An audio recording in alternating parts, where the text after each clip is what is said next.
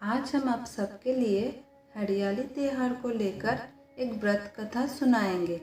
नमस्कार दोस्तों, हमारे भक्ति ज्ञान वाणी चैनल पे आपका स्वागत है।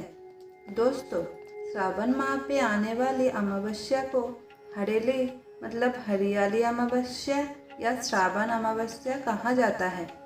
तो चलिए व्रत कथा शुरू करते हैं।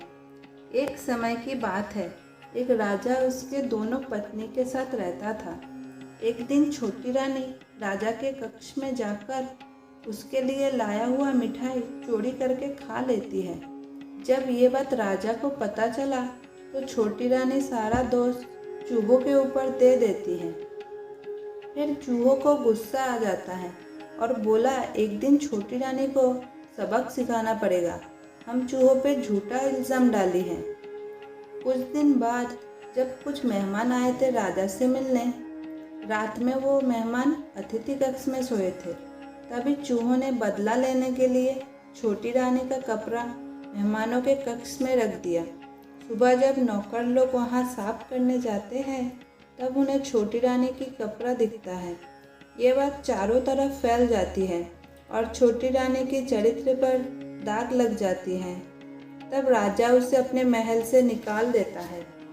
छोटी रानी गांव में एक घर में रहने लगी और पास ही में एक पीपल के पेड़ के नीचे रोज दीपक जलाया करती थी।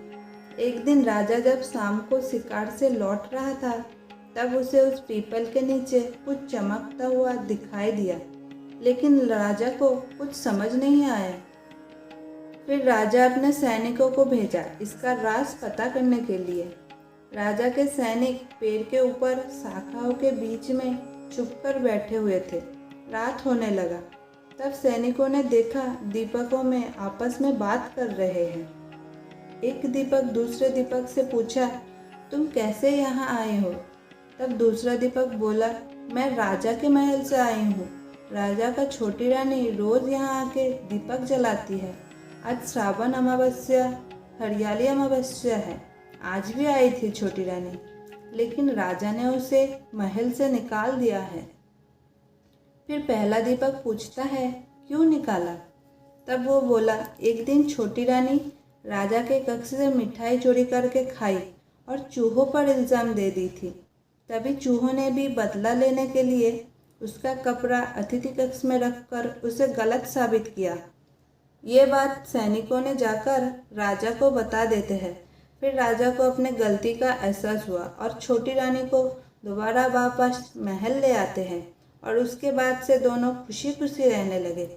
तो दोस्तों, हमारी ये कहानी कैसी लगी कमेंट में बताइए और हमारे चैनल को सब्सक्राइब कर दीजिए।